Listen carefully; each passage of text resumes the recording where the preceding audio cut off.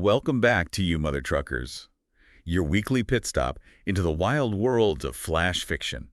Buckle up, because this week we're diving headfirst into two stories that'll really get you thinking. You know, the stories that make you go, what if? Like, what if you stumbled upon something that could change everything, something extraordinary, but then you realize that extraordinary power comes with a really hefty price tag? Exactly. And how would you even handle it?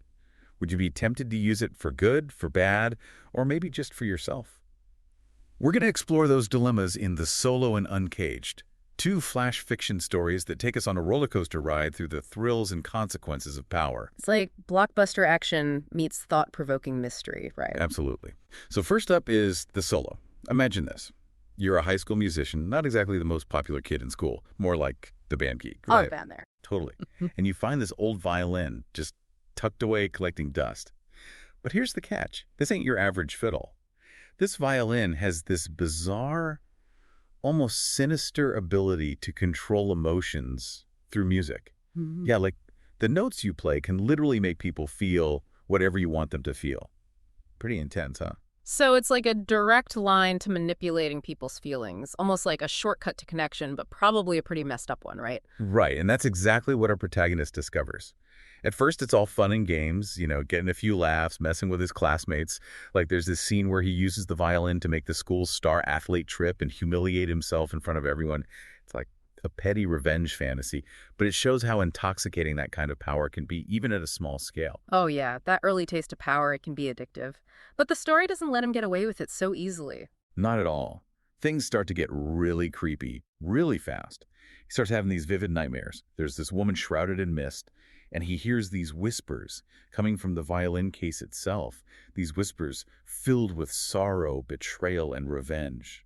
It's like the violin itself is haunted, like it's carrying the weight of some dark history. Oh, so it's not just a cool power-giving tool, it's got this whole baggage of bad vibes attached to it. I'm already feeling the chills just thinking about it. Me too. And the protagonist keeps pushing it, right?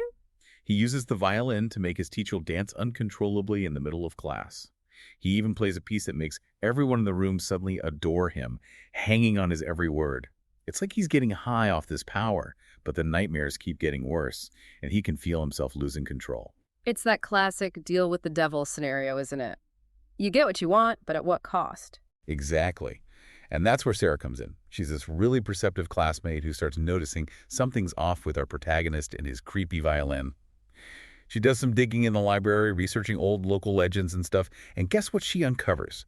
The story of this incredibly talented but scorned musician who was betrayed and driven to suicide, and guess what was found clutched in her hand? Yep, that same mysterious violin. Oh, wow. So it's not just some random haunted object. It's got a direct link to this woman's tragic past, and the protagonist is now caught up in it. Talk about bad karma. It gets even more intense. Yeah. Sarah figures out that the musician's spirit is bound to the violin, and it's her sorrow and rage that are fueling the protagonist's nightmares and the violin's power. So it's not just about a guy using a magic instrument. It's about a tormented soul seeking release. And our guy is the key, whether he wants to be or not. Right. And this leads to the climax of the story, the final performance, in this old abandoned concert hall. The protagonist uses the violin to lure the spirit, but instead of trying to fight it, he does something unexpected. Instead of playing a piece full of fury or control, he plays a melody infused with sorrow and longing. It's like he's acknowledging the spirit's pain, trying to connect with it on a deeper level. So instead of a battle, it becomes this moment of empathy, of understanding. Exactly. And then Sarah joins in, singing this lullaby, this gentle melody of peace and comfort. It's like they're offering the spirit solace instead of confrontation. It's really powerful. I can see how that would be much more effective than just trying to overpower it with brute force. Absolutely. And it works. As the music fills the hall, the spirit starts to fade. The violin itself, it's like it changes. It loses that sharp, commanding feel and becomes almost mournful, almost pleading. There's this overwhelming sense of exhaustion. Like everyone, the protagonist, Sarah, even the spirit, has poured everything they have into this moment. So in the end, it was connection, not control, that made the difference. That's the heart of it, right? The protagonist never touches the violin again. He realizes that its true power, the real magic, wasn't about bending others to his will, but about understanding and sharing those deep, raw emotions. And that's the takeaway the story leaves us with. Some melodies, especially those born from pain and anger, are better left unplayed. and some emotions are best approached with empathy and understanding rather than with the desire to control.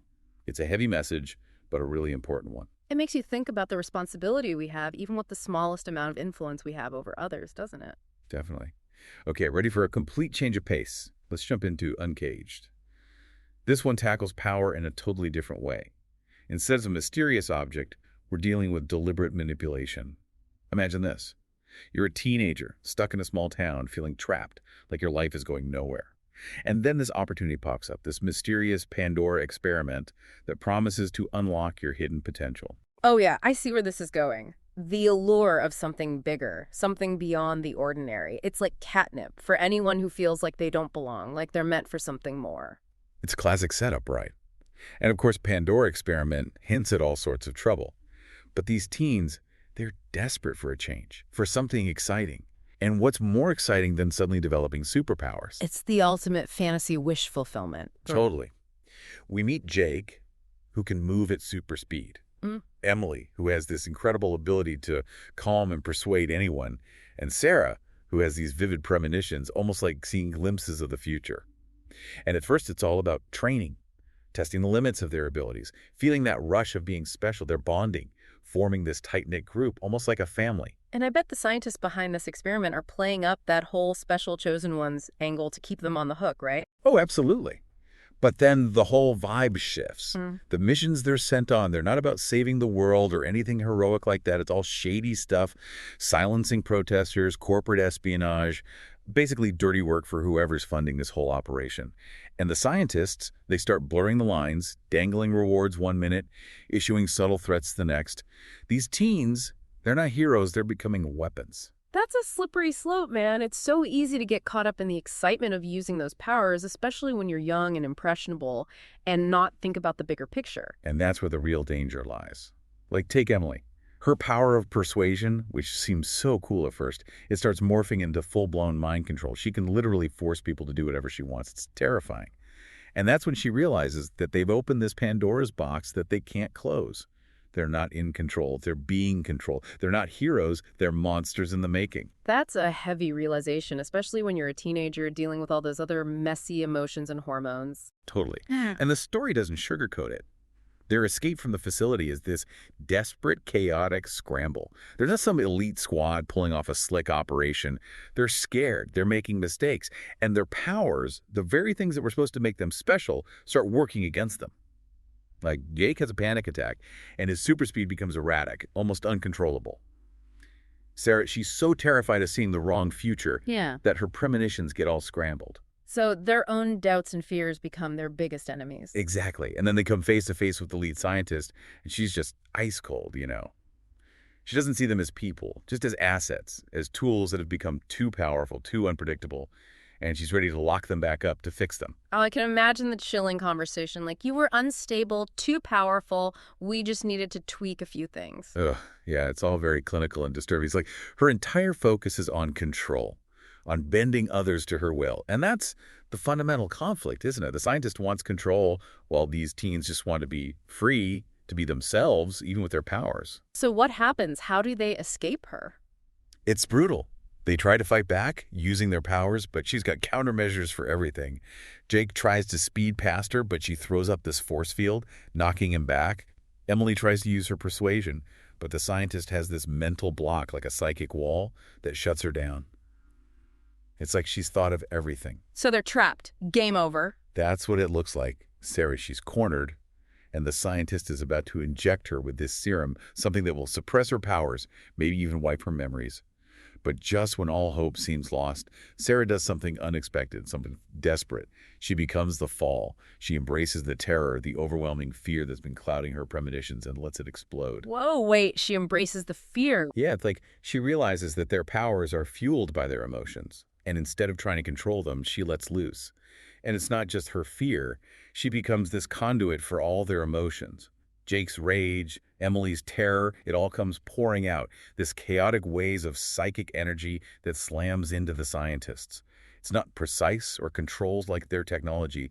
It's raw, untamed human emotion, and it overwhelms them. So in a way, they weaponized their own vulnerability, their own messy humanity. That's it. They escape, But it's not a clean getaway. They're wounded, physically and emotionally. They know they're being hunted, and their lives are forever changed. They can't go back to being ordinary teenagers, not anymore. They've unleashed something powerful, something dangerous, and they have to figure out what to do with it. That's the burden of true freedom, isn't it? Making those choices, especially when the stakes are so high. The story ends without a neat resolution. Are they heroes? Are they villains? Are they just kids trying to survive in a world they no longer understand? We don't know. But it leaves us with a ton of questions about responsibility, the consequences of unchecked ambition, and what it truly means to be free when you have the power to change the world. It's a powerful, thought-provoking ending that really sticks with you. Wow. Both the solo and Uncaged, they both offer a glimpse into these extraordinary situations and force us to confront some really tough questions. Right. Like in the solo, we saw that the power to manipulate emotions pales in comparison to the power of genuine understanding. What about you? In your own life, what do you think carries more weight? The ability to influence or the capacity to truly empathize? That's a tough one. And in Uncaged, we see how easily the desire for something more, for power, can be twisted and exploited. If you were in their shoes, what lines would you absolutely refuse to cross, even with the promise of incredible abilities?